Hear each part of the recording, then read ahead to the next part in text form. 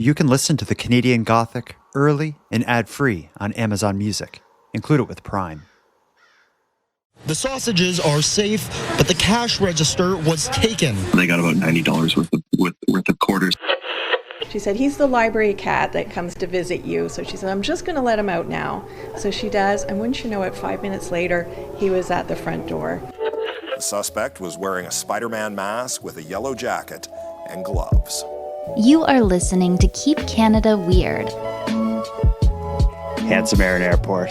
We made it to episode 209 of Keep Canada Weird, the weekly weird news roundup in which we unpack, celebrate, and roll our eyes at all the amazing, unique, and offbeat things that happened over this past week in this great nation of Canada. But before we get into all of that, let me ask you, how are you doing over there, my friend? I'm doing really well. I really appreciate you asking me. I'd like to also lob it back at you and ask, how are you?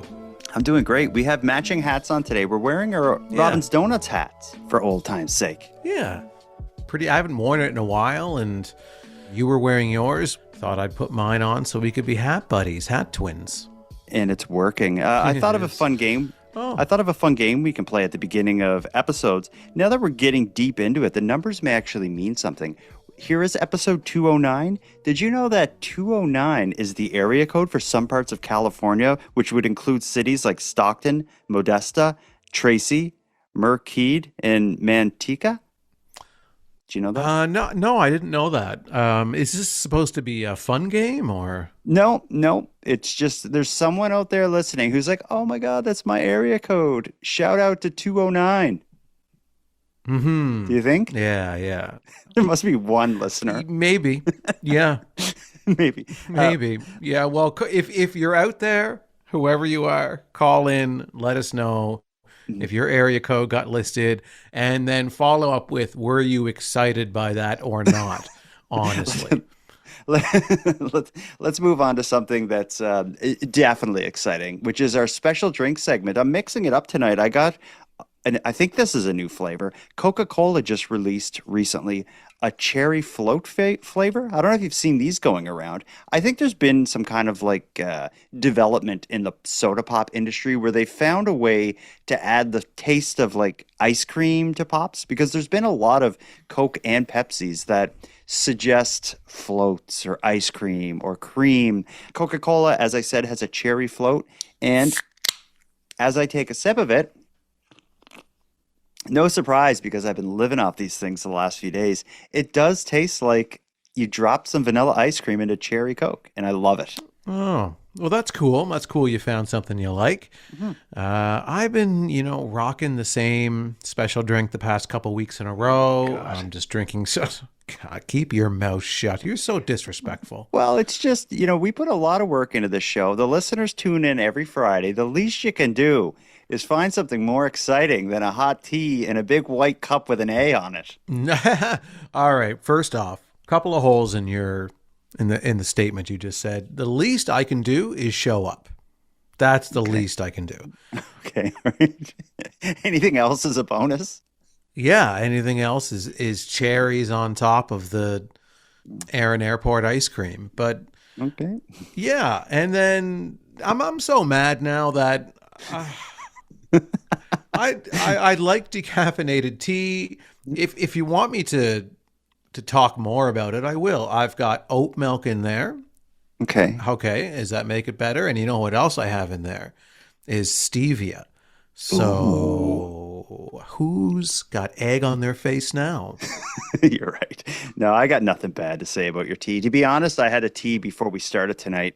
I was feeling a little kind of not under the weather, but just run down from a busy day. So about an hour before we went live, I chugged a hot tea just like you're doing now, except it was caffeinated. So I may be a little quicker than normal as a result of that, plus the effects of this cherry float Coca-Cola mixing together. So let's take the spotlight off of you and I, and let's turn the mic over to a listener who won't share their special drink with us tonight. Instead, they're going to let us know that they survived sharing a special drink with us last week. As you recall, we had a listener named Melody who seemed to explode when she cracked open her Cove soda. We worried she passed away. Turns out she's alive and well, and she wants to tell us about it. Hey guys, so this is Melody MacArthur. I did not die in a pop explosion, though. Your voicemail just cut me off, by the way. Tell Cove we're cool, and tell Canadian Gothic that I will be haunting them for the rest of their days. So she's, I guess, putting the blame back at us that our thing, again, at the canadiangothic.com/contact, you can send a voicemail. And every so often I get one that just kind of ends abruptly, sometimes with a weird sound or whatever. I assumed it was a problem on someone else's end. Melody seems to be putting it back at us. She didn't die opening a Cove. She has no beef with Cove, yet she does offer to haunt us for the rest of her days. Yeah, and I mean, to threaten a haunting, that kind of more is punishment for her, because that means she's stuck in purgatory. She's people, ghosts that are, or spirits or entities that are stuck in between, we'll just say heaven and hell, that haven't able to totally move on. They're tortured, right? They're not. They're not happy to be there. They want to move on to the afterlife and enjoy all the fruits of their labor. But she's stuck here haunting two Canadian podcasters who drink tea and sugar-free drinks all the time.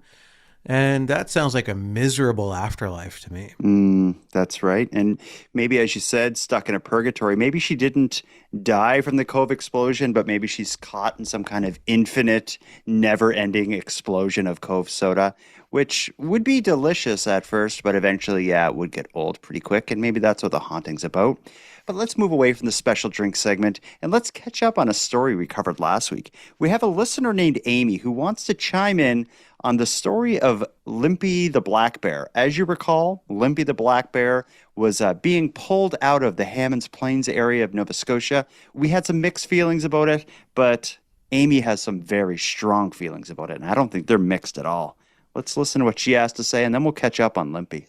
Hey guys, it's Amy from Cape Breton, listening to the newest episode of Keep Canada Weird, and I'm just devastated about Limpy.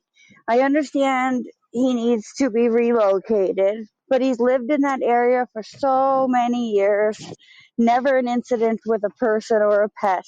He deserves to be relocated, not taken to the park, and if he's healthy enough to live out the rest of his years in captivity.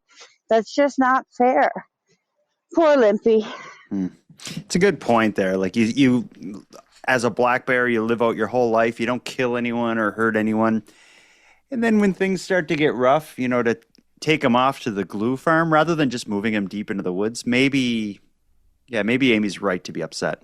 Yeah, that was kind of what was troubling me about the story last week, was understanding that this bear, could cause complications to humans as they get more almost domesticated or too comfortable being around this urban area. But certainly, I felt that that's the bear's home, and I felt conflicted about having the bear to be trapped and then taken to some type of a sanctuary where we haven't inspected this sanctuary. We don't know what goes on there.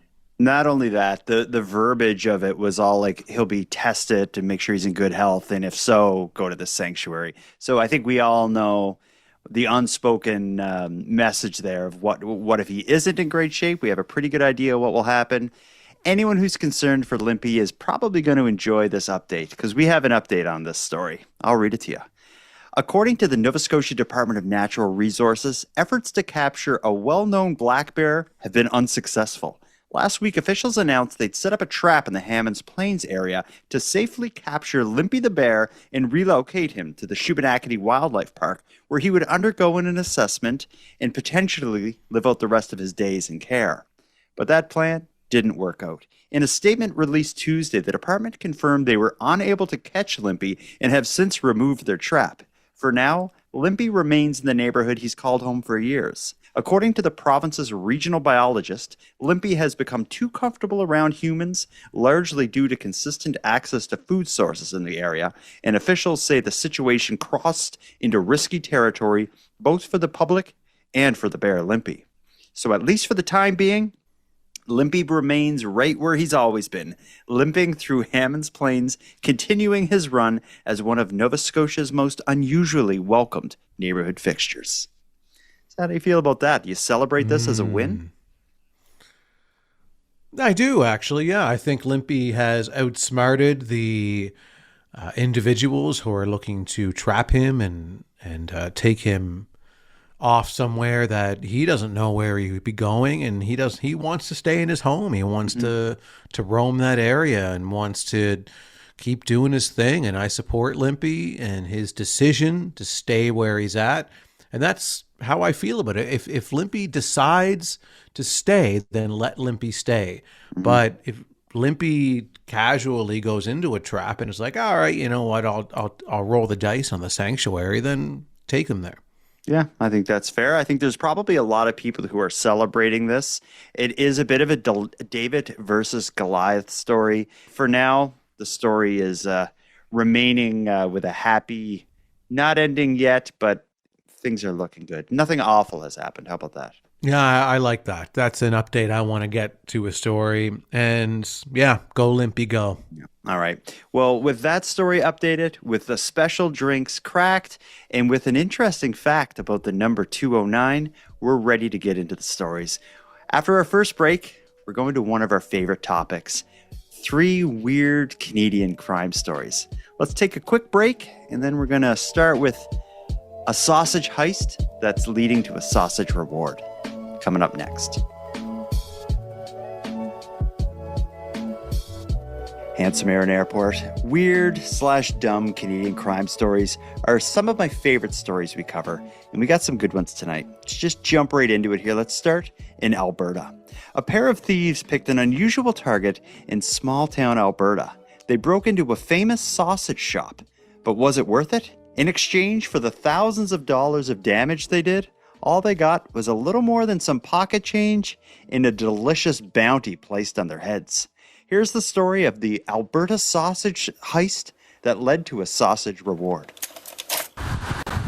In a town known for sausage, 2 thieves tried to take down the Kubatsaw King. Baba Jane doesn't like change. The 2 crashed through the front doors of Baba Jane's Stinichi's Mundair Sausage Wednesday night. That initial drive out, there was a bit of panic because we weren't able to go into the facility yet until the police had kind of done their procedure about ensuring that no one was still inside. The sausages are safe, but the cash register was taken. They got about $90 worth of quarters. I was born and raised here. Okay. So I know the Stonetchis from way, way, way back. We're very sad.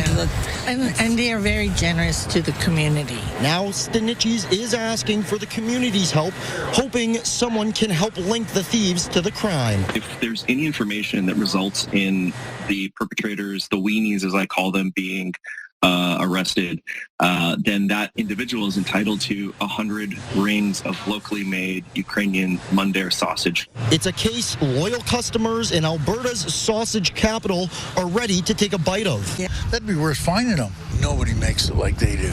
Nobody. And if they say they do, they're lying. Stinichi's wants the thieves found so they don't return to the store or any other businesses in the area. $90 and change. I don't know if I should have used the word heist. That's it. It's just above vandalism if you only leave with $90. Yeah. It's one of those things where a lot of criminals that are on the lower end of crimes, you know, the bottom feeders, they're going in and breaking into a place, seeing a cash register and thinking there's going to be thousands of dollars in there, but you know, most businesses when they leave for the day or, you know, might have a couple of bucks in there. They usually take that out at the end of the day, put it in a safe somewhere or deposit it into the bank. They're not leaving wads of cash in their register overnight. Overnight, yeah. Like they have other places to put the cash. Like it's the dumbest thing. If you're gonna break into a sausage, like a famous sausage store at night, it's to steal sausage, not to see if they left a bunch of cash behind. It's the dumbest thing ever. They didn't touch sausage. No. When I was first looking at this story, I was expecting that they would have taken a bunch of sausage. You would but think. They didn't. Let me ask you about this. The sausage that this place is famous for, it's a type of Ukrainian sausage that's like a heavy garlic taste. My grandfather used to buy it all the time, and I know it as kielbasa. That's how my grandfather pronounced it. Yeah. Have you ever heard of kielbasa? Kielbasa. Yeah, I always pronounce it kielbasa, but Kielbasa. yeah, Okay. yeah. When in all the news stories that I found on this story, the way they were saying it, it was completely different. 2 thieves tried to take down the Kubatsaw King. Which made me think, is it a different sausage altogether, or B, is the way we pronounce it like the Cape Breton version or something like that? That's kielbasa. Yeah, that's quite possible. I once at Sobeys, which is a grocery store for anybody listening in another country. Mm-hmm. Like, for example, if you live in the 209 area code, you're like, what is Sobeys? Yeah. We don't have that in Stockton. No. But anyway, please don't bring up that number again. Yeah, so there was a point in time where me and some friends of mine were hired in the summertime to dress up as different characters and hand out free samples at this Sobeys. Oh, amazing. Yeah, so one time I was dressed up as Chewbacca from Star Wars handing out kielbasa samples. That reminds me of there was a store by my house years ago in Halifax called the Dairy Deli, and I saw a famous musician from Nova Scotia named Terry Kelly at the Dairy Deli, and I thought that was like almost like an eclipse. But and was he handing out kielbasa samples as well? Dressed as Chewbacca. I saw Terry Kelly at the Dairy Deli dressed as Chewbacca giving out kielbasa. Yeah. When I was holding the kielbasa dressed up as Chewbacca, I would walk up to people and go, kielbasa, kielbasa. Needless to say, like, they didn't ask you to come back. No, they did. Most times I dressed up as Chester Cheetah, but I hated that costume because the head was so heavy and the costume was so warm. It was so warm. And in the summertime, it was pretty brutal. I didn't know this about you, but let's get back to the story here. If you've looked at the cover art for this episode, this sausage store is famous in this small town. So famous that they have a statue that is the world's largest sausage statue in the middle of town. I don't know if you looked at any pictures of it, but I think it's quite suggestive of one of the stories that are coming up a little later in this show.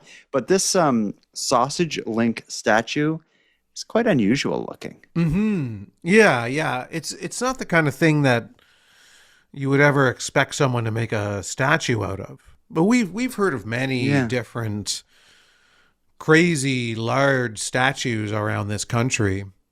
There was that giant. What was he? A peanut? Well, he was a potato that looked more like a peanut. Mr. Peanut or whatever his name is. We had the dinosaur statue in Drumheller, Alberta, I think. There was the world's largest hockey stick that a bunch of birds were living in, and it became dangerous. Yeah. And we famously have the giant fiddle here in Cape Breton. Yeah, that's right. The world's largest sausage statue, it isn't much to look at. When you think of like a sausage statue, look more like a sausage, I think, if they went with like a hot dog style. But this sausage statue is more like long links of like pepperoni. It's all the links of sausage, yeah, because I could imagine a big giant sausage and maybe you put some googly eyes on it and a big smiley face and the whole family's happy. But to have kind of just a long string of sausage links it's kind of disturbing. What do you think of the reward? 100 sausage links to whoever can give up the identity of these wieners, as the store owner put it. I find this reward disappointing, and I'll explain why. And it's not, I love sausage, and I would love to have free sausage, but the way that the townspeople in the news broadcast spoke about this store and their town, they seemed very proud of it. They seemed very affectionate towards it. And I don't think that this store should have had to have offered up a reward. The townsfolk should have, without a reward offered, should have jumped at the chance to solve this crime without having to be rewarded with free sausage. Maybe they would, though. We're talking about the town of Mundare, Alberta, which this store that's in it's Stanichi's is the name of the store. It's been selling sausage there for years. They're like an icon in the town. I think the townspeople would have rallied behind them. And I think the store probably knows that, but they're like, what the hell? Let's raise the temperature even higher for these wieners. We'll throw 100 links of our famous kielbasa to whoever can name them. I don't have a problem with this. I think it's a great reward. Also, sausage, like that's quite like you can keep it long. It's preserved or whatever, right? So it's like if you had 100 links of it and you stuck it in your fridge, you could live off that for months. I think that's a great reward. No, it's $1,000 worth of sausage. Listen, don't get me wrong. I said I love sausage and I'd love to get free sausage, and that would be wonderful to get. Yeah. I just think it speaks poorly of the townspeople. Don't announce an award. See if the townspeople step up and catch the thieves, bring them in for justice, and then, as a thank you, give them $1,000 worth of free sausage and say, because you were so selfless and you went and caught these criminals without any reward offered, here's a bunch of sausage. I like it. Yeah, I like that. Let's move on to another dumb Canadian crime. Hopefully, while we're talking about this one, the sausage thieves will be caught. This is another this is another crime. I think it's a crime, but it's way different. It's a whole lot less fun than $90 of change being stolen from a sausage store. This is about some pigeons being covered in cooking oil, possibly intentionally. But why and how? Those are the questions that remain. Here comes the story of Sudbury's oily pigeons. This bird was found downtown by a passerby on Durham Street, covered in what wildlife custodians say appears to be used cooking oil. It's one of 3 pigeons found like this over the past 2 weeks. It was totally oiled from head to toe. It couldn't open its eyes. Its eyes were really inflamed and red. His skin was also reddened, and it was almost dead when it was brought in. 5 days later, a 3rd pigeon was found again, downtown at the corner of Cedar and Durham. It's very perplexing. We've never had this sort of presentation, and then to have 3 of them in, a 2-week period. So we suspect that there may be someone that's pouring oil over these birds. Turtle Pond says the pigeons are bathed regularly to help dissolve the oil from their feathers. If there is someone doing this, we plead with them to please stop, because you're just causing a lot of suffering to these animals for no reason. Wildlife custodians at the center expect the pigeons will make a full recovery and then be released. Oh, so it's a bit of a mystery. Like I'm putting that in the crime segment, but I don't know. Although it seems like when you listen to that article, they're pretty certain someone's doing it to them. But it's 3 pigeons, at least 3 pigeons, all within the same like kind of city block or whatever. Mm-hmm. So it's either someone in that area is covering the pigeons with used cooking oil, which to me seems like it'd be pretty hard to do, or the pigeons somehow are getting into something. And to me, that would, like, I don't know a lot about pigeons, but I think it's just as likely that the pigeons are like messing around in something covered in oil. Yeah, that's possible. There's a few possibilities here. Like I could see like maybe there's a restaurant in the area that is improperly disposing of its cooking oil. And the pigeons are like going in the trash, like eating food and getting covered in oil. Yeah, that could be it. Or it could be sinister because pigeons like to hang out on people's balconies and they can be noisy and they can be very disruptive. So you could have somebody who is getting upset, and when they're finished cooking, they're pouring their cooking oil out on the pigeons. Yeah. I don't know. I mean, it's not the right way to handle it. It's disturbing. Mm-hmm. Not a lot. Pigeons aren't really looked at as in a favorable light in terms of the bird family. Yeah. You know, people call them the rats of the sky. But yeah, that's quite unfortunate because I know people also keep them as pets. They're quite, like, I believe they're quite intelligent. And we do share, much like with crows, we do share the cities with pigeons. They just live amongst us. And the example we gave initially of maybe there's some restaurant that's not disposing of their cooking oil properly could lead to the pigeons getting covered in it. There also could be a restaurant that is upset with pigeons like pooping on the patios and everything else, and they're doing something like this to try to. Well, that's kind of dark because the cooking oil wouldn't get rid of the pigeons; it would kill them. And if someone's doing this, I hope they're caught. That's for sure.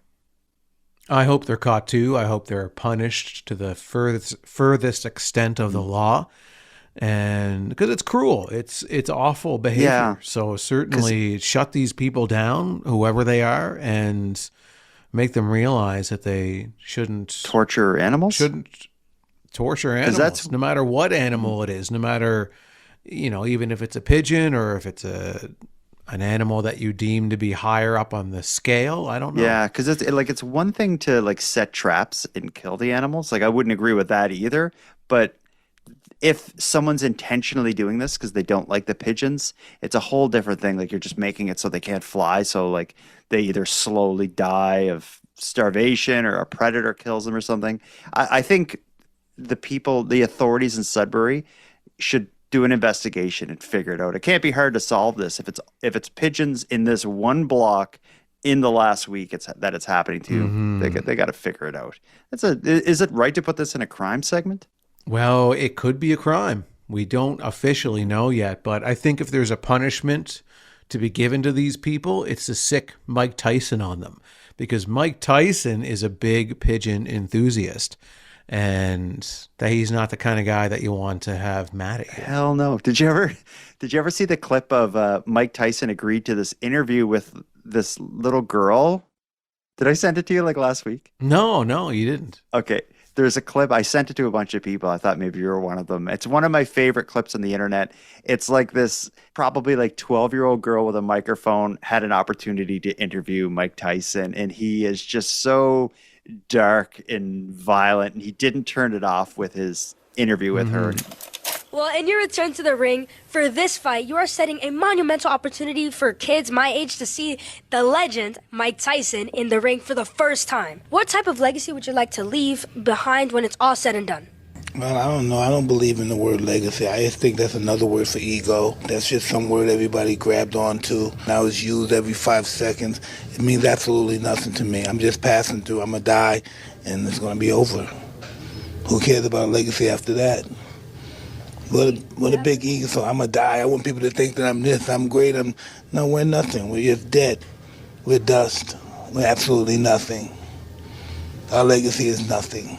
Well, thank you so much for sharing that. That is something that I have not heard before, someone say that as an answer. Can you really imagine somebody say, I want my legacy to be this way when you're dead? You think somebody really wants to think about you?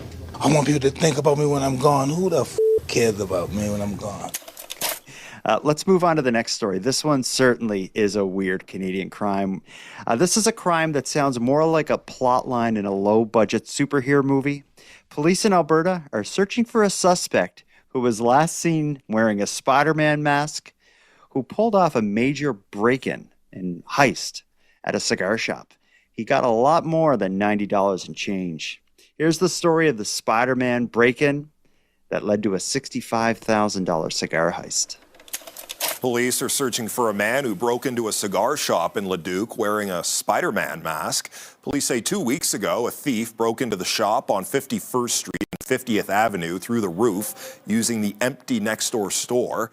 The security cameras and alarms were cut right after the person entered. The store's owner believes $60,000 to $65,000 worth of cigars, vapes, and cigarettes were stolen. Cash from the register and a safe with a week's worth of money were also taken.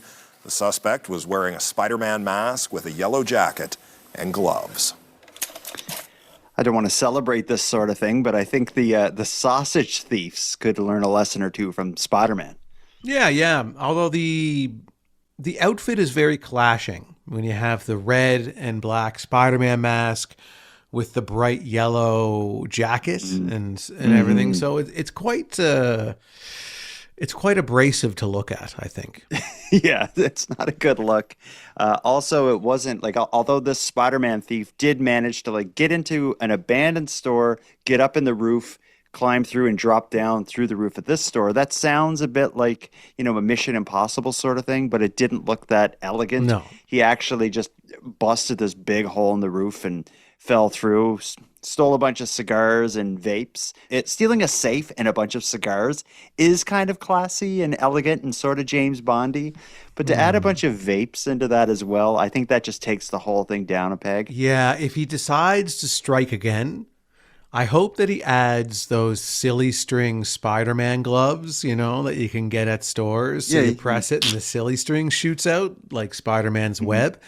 So if he falls into the next store through the ceiling and there's security cameras, he can use his Spider-Man silly string to shoot it at the security camera to cover it up so that he can't be seen any further. That would be actually pretty awesome. Yeah, yeah. And not a big investment either. Like, just if you're going to dress up in a disguise to commit a burglary like that, yeah, take a couple extra steps. Yeah, yeah. Get the silly string wrist rockets. Yeah, you're making a name for yourself out there. You're representing a superhero. So there is a certain standard that you need to adhere to.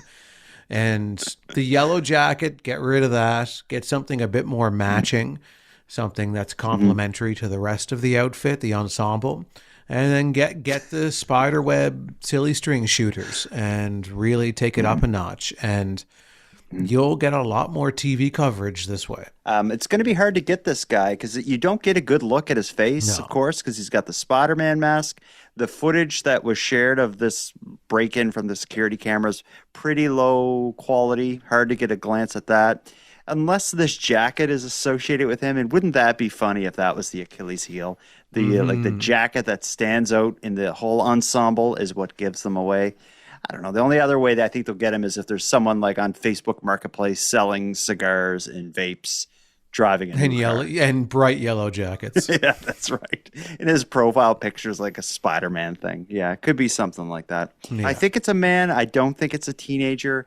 But I do want to dig into that topic. Last week, we talked about Canada's Wonderland implementing this new chaperone policy that prevents kids aged, I think it was 15 to 19, from being in the park after a certain amount of time or after a certain hour of the day without an adult chaperoning them. We have a listener named Christina who is not interested in chaperoning, and here's why. Oh, hell no. You guys can volunteer. As parents, we get them to 15 years old, and we are so done that we have to release them into the wild. So no. We are not escorting them after 16 years old unless it's by our choice. They're in the world's hands at that point. Wow. On behalf of parents out there, I think she's saying it's society's problem. Now their work is done. Do you agree with that? No. I mean, I stated my case last week where I think that anybody under the age of 35 should be escorted by a chaperone everywhere they go because we can't trust anybody under 35 anymore. That's right. Interesting to hear a parent willing to throw society to the wolves like that, but let's chew on that idea a little bit. Let's take our second and final break. When we get back, we're going to maybe make something right, or at least when we get back, I think I'm going to try to make right a mistake I made during episode 208 and maybe a couple episodes before that as well. We're going to talk cats after a short break. You're damn right we are. Handsome Aaron Airport. We got to talk cats. I don't want to bring up my sweet girl Penny. She's sleeping quietly upstairs, curled up in a ball like a precious angel. But this isn't about her. We're talking cats. We've made it our commitment to cover any cats that make it into the news. And tonight, let's start this segment with a great one. His name is Muffin. He's 5 years old. And he's such a fixture that the staff at a local library gave him his own membership card. Let's welcome Muffin to the show. His nickname is Muffin. He's 5, and he loves the library. Peter and Janet Bjorn live nearby and have a very sociable cat. 10 people coming in. No, they just go by. Hi, Muffin. You know Muffin. Yeah, Muffin's always here. He's a regular, part greeter, part ambassador. He knows when to show up, he knows when we close, he knows which doors to go to as well. He'll try the front door, the sliding doors. Muffin's family even lets the library know when he's on the prowl. She said, he's the library cat that comes to visit you. So she said, I'm just going to let him out now. So she does, and wouldn't you know it, 5 minutes later, he was at the front door. We love him, the clients love him. He's like so wonderful to have at the door when you're walking into the library. You just see people's faces like light up. I mean, he's the cutest little thing. I'm more of a dog person, but for him, I'm a crazy cat lady. I just love him. So they gave him a lifetime membership, good for all his 9 lives. It's a nice story. It's a slow news day story, but I like it. Who can resist the story of like this little old couple with a sweet cat living next to a library, and the cat just kind of taking on the library as its, I don't know, it's just place of play. I love this story. Mm-hmm.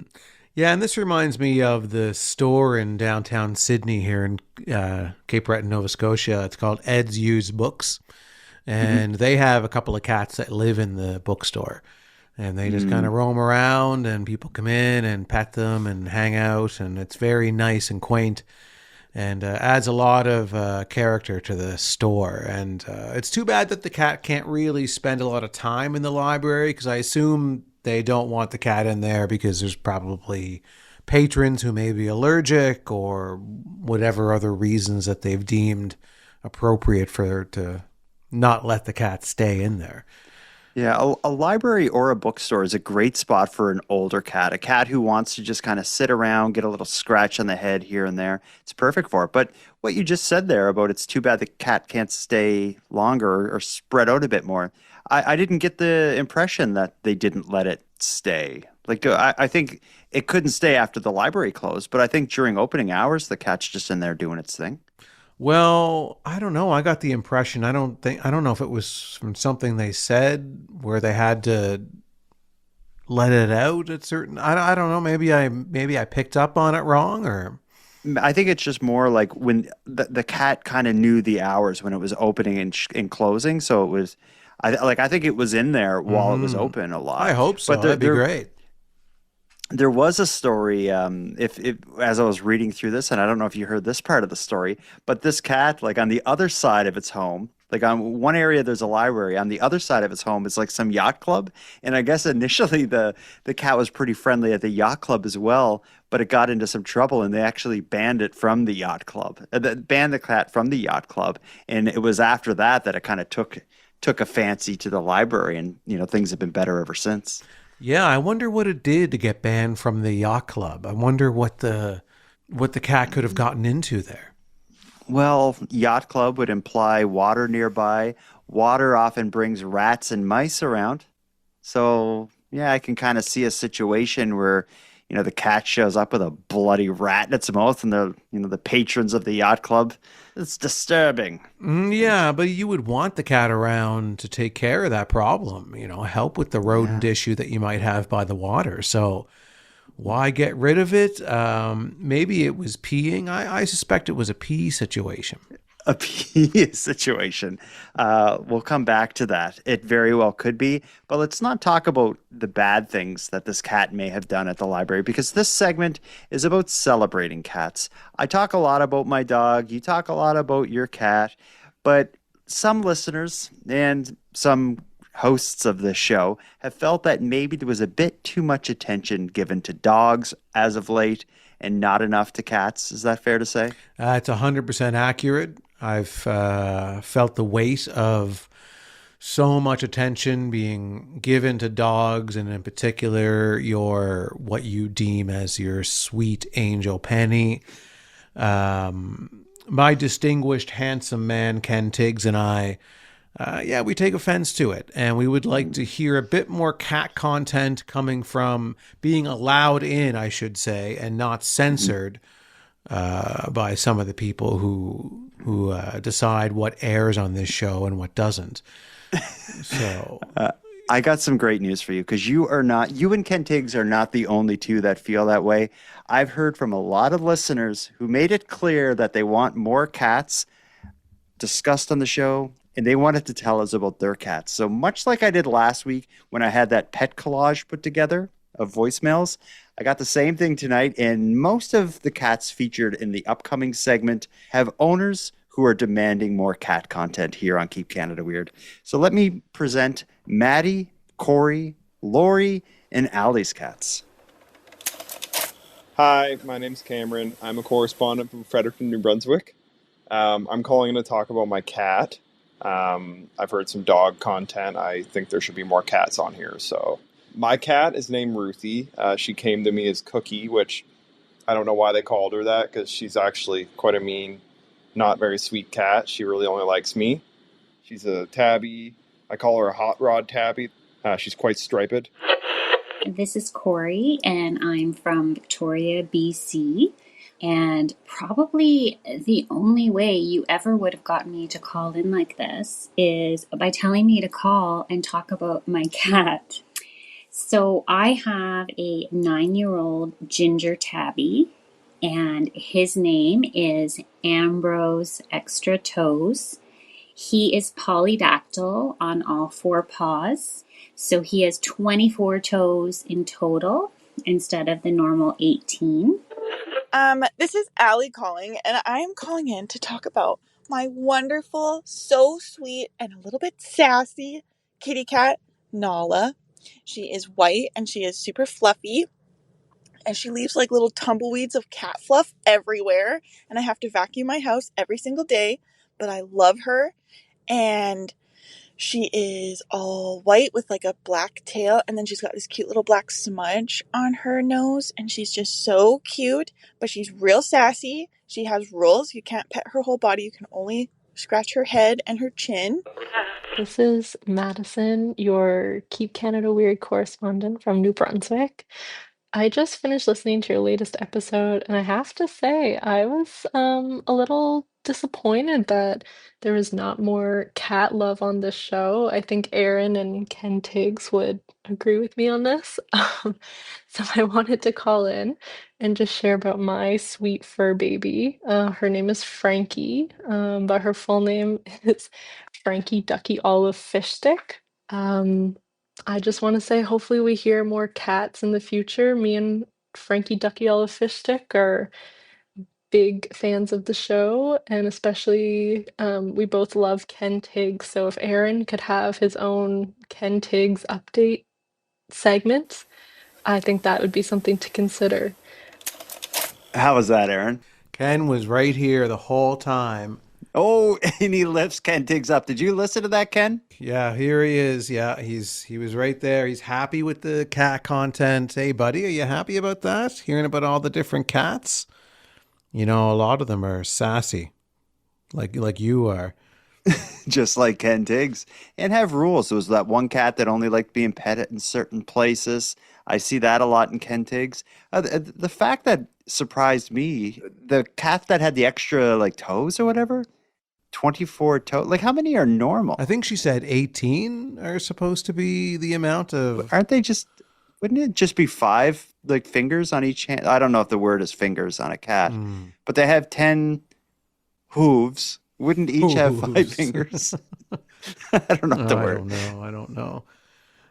What do you have any knowledge of this, Ken? What do you have to say about it? I think Ken's just ready for bed. I think so, yeah. Say goodbye, Ken. Yeah. Thanks, Ken.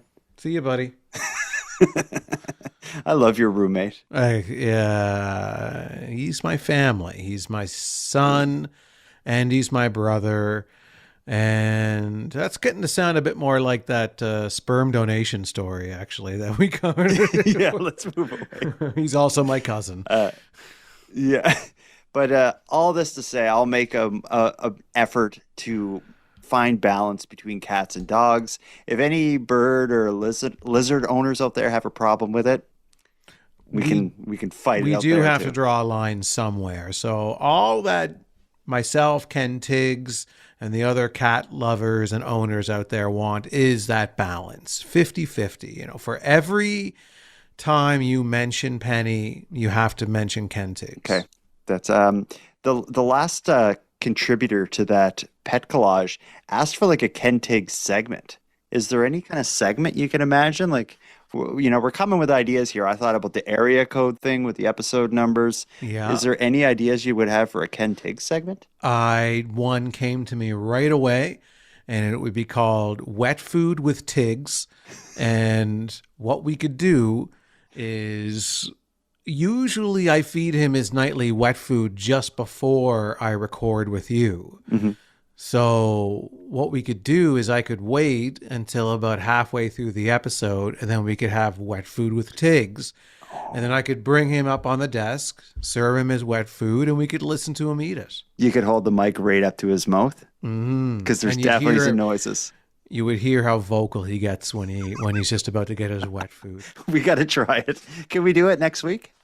Yeah, we can do it. Yeah, absolutely. Okay, good. That'll be in episode 210. I'm excited for that. Almost as excited as I am for our last story of the night. We've mentioned peeing earlier. I think you talked about maybe the cat Muffin maybe peeing at the yacht club. So that'll be the segue to this final story. We're going to be talking about an interesting bylaw that, for reasons that I think anyone who takes a look at the news or society or goes on social media comment sections in this day and age can understand. It's a strange one. Well, it's an article to read. Do you or anyone else at your place want to read the story about the changes that are coming to pooping and peeing in Yarmouth, Nova Scotia? Well, if it involves poop and pee, I'm sure the newsboy would get a big kick out of this story. So why don't we? He's eating his wet food as well right now. So why don't I call him over and he can give this a read. Okay. Extra, extra, read all about it. Changes to pooping and peeing in Yarmouth. We've got a story out of Yarmouth that really makes you stop and ask, how did we get here? At a recent town council meeting, officials approved the first reading of a bylaw that makes it illegal for humans to pee or poop in public. Yes, that now has to be written into law. Mayor Pam Mood admitted even she was shaking her head at the situation, saying this wasn't something you'd expect to need to spell out. But according to the town, it has been happening, particularly people urinating on buildings and in public parks. The mayor even shared a story about someone defecating in public in front of a woman and her 4-year-old child. And it's not just a one-off thing. Local RCMP have supported the bylaw, so they'd actually have something enforceable when these situations happen. Because up until now, it wasn't explicitly illegal. When the mayor posted about the proposal before the meeting, as you'd expect, people have a lot of thoughts about public bathroom etiquette. Some residents were frustrated, saying they already had to deal with cleanup after dogs and now apparently humans too. Others raised a counterpoint, asking whether the real issue is a lack of accessible public washrooms. Yarmouth does have public facilities, but many are limited by hours or only open seasonally. So people started asking, if someone really needs to go, what are they supposed to do? When you gotta go, especially for seniors, kids, or people with medical issues, or people who are hungover and drank a lot the night before. That happens. Once finalized, the bylaw will clearly state that no person shall urinate or defecate in a public place, with fines ranging from $100 to $1,000. Now, before we even move ahead here, I wonder what determines if it's $100 pee or poo versus so diarrhea is $1,000, 100%, no questions asked. Yeah, $100 is maybe like you peed your pants a little bit in public, like just a little, just a little like a little circle of pee on your pants, on your khakis. But $1,000 fine is that it's everywhere. It was explosive. It was horrendous. It reeks. The smell probably really determines how much the fine is. And if it's really bad, maybe it'll go above $1,000. And who decides that? They could form a committee, or maybe they post a photo on Facebook and people vote. Well, the the Facebook photo post doesn't it doesn't get across how bad it smells. And I think that's a determinant, right? Someone would have to say it reeked or it wasn't that bad, but it looked gross, but it didn't smell that bad. But It isn't. I don't know. Yeah, it's an interesting problem and a pretty strong solution. I guess I never really thought of the need for a bylaw to tackle this sort of thing. I just assumed it was already illegal. Because don't you hear of people getting charged with public urination? I think that might fall under public intoxication if they're like, maybe that's an umbrella kind of way of getting the public urinators, because oftentimes they're drunk. Yeah, but this is also an issue with the public defecators, not just the public urinators. I don't think it's a problem unique to Yarmouth, although like in Halifax, a bigger city, there would be a lot more public restrooms, so there's some places you could go. Maybe in Yarmouth, as that article said, maybe that's something they need to consider, but it costs a lot of money to have public washrooms open, and they got to be cleaned. Mm-hmm. Yeah, that's right. It's the cleanliness of it that I'd be concerned about, because like a public washroom that's out near a park, like just kind of wide out in the open, and I mean, maybe it's cleaned twice a day, but still there's a lot of people using it. There's a lot of people doing a lot more than just using the bathroom in there. And so if I had to go really bad, I don't want to go to one of these wide open public washrooms. No, like, thank you. I'm trying to find somewhere that I think has less foot traffic so that I don't think as many people used it as I would be concerned about in an outdoor public washroom. Yeah. You talked before about your podcast idea, Dear John, where you would kind of interview people and in the middle of the interview go to their washroom and kind of review their washroom. Like you had this idea. Yeah. Would you any interest in doing something like that also incorporates public washrooms? Well, there would be public washroom usage on the podcast because I'd be interviewing somebody who maybe owns a restaurant or somebody who runs a business or a mall or something. And so I'd be using their public washroom. But yeah, because if I had a bathroom emergency and I'm looking around and all I see is one of these outdoor, I say outdoor, I know they're not really outdoors, but they're, you know what I'm talking about, these 24/7 public washrooms that would be out wherever. I'm not going to go to that. I'm going to go into the bushes instead, because to sit down in one of those, I'd be really concerned. Are you talking about like a porta potty, or are you talking about like you're at a public park and there's this little building and on one side of the building is the door to the boys' side, the other side is the door to the girls' side? Yeah, and both it's just, of those, both options. You would rather a bush than either of them, and I feel the same way. The bush is going to be cleaner than the 24/7 public washroom 100%, stall yeah. things. Those things tend to be a nightmare, and I've never used one, and I never will. Again, I'll poop next to one, but I won't poop in one. Oh man, how do we what is a palate cleanser to end the show with after discussing you pooping outside of a dirty washroom? Well, I don't know. A palate cleanser. We could talk about my tea again. No.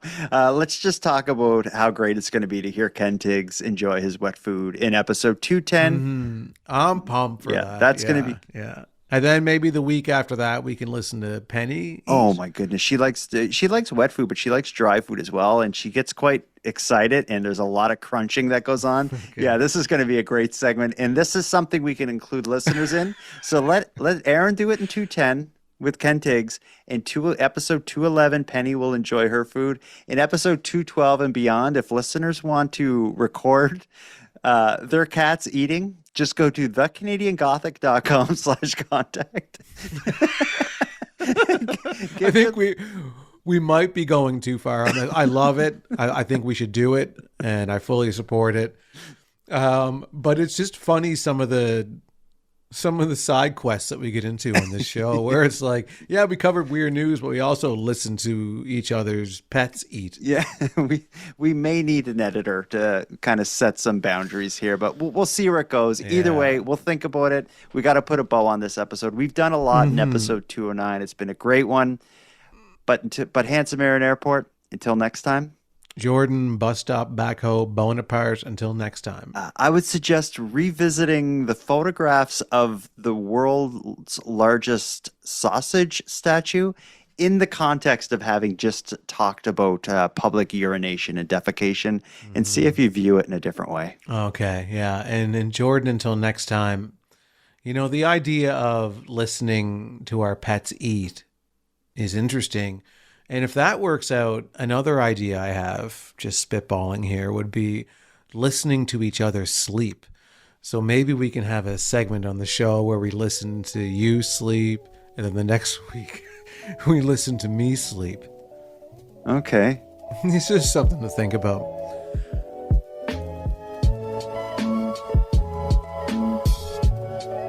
I want to thank you for helping Aaron and I fulfill our mission to keep Canada weird. Now, if any one of you listening want to get more involved in what we're doing, we need all the correspondence we can get. So if something weird happens in your area, or if you have any thoughts on anything we discussed tonight, let us know about it. The best way to reach us is by using the voice recorder that can be found at thecanadiangothic.com/contact. Now, I'm going to start wrapping up the episode, but before we part, let us thank a few people. First of all, Aaron and I want to give a big thank you to all the correspondents who contributed to this episode. If your voice message was aired on the show, go back to thecanadiangothic.com/contact and fill out the form to claim your swag pack and Keep Canada Weird badge. We'll happily get it right out to you. Next, a big shout out to Unicole for the intro and outro voiceovers, and Monty Data, who provides the outro version of O Canada that you're about to hear. And then lastly, but most importantly, we have a massive thank you to every one of you listening, as without your interest and your support, this work would be impossible. And for any one of you out there who want to support the show financially and get more out of the show at the same time, please consider the premium feed. Our premium feed subscription costs just a couple bucks a month, and that money will fund the creation of new episodes. But the premium feed will also give you those episodes early, give them to you ad-free, and give you access to a full back catalog of Keep Canada Weird episodes and bonuses. You can go premium at thecanadiangothic.com/subscribe. And even if the premium feed isn't for you, you can still support the show by simply sharing episodes on social media. That's free, and it's a big help. So until next time, take care of each other, hug your loved ones tight, and please keep Canada weird. And keep Canada weird. Please keep Canada weird. And now to our viewers and listeners everywhere. Good night. Hi, Canada Podcast. I have a dog. His name is Mr. Balls. He's a miniature dachshund, and he was attacked by two loose pit bulls. They grabbed him, and he had to get stitches on his stomach and right above his nutsack. Any lower, and we would have had to change his name, Mr. Balls, back to Douglas.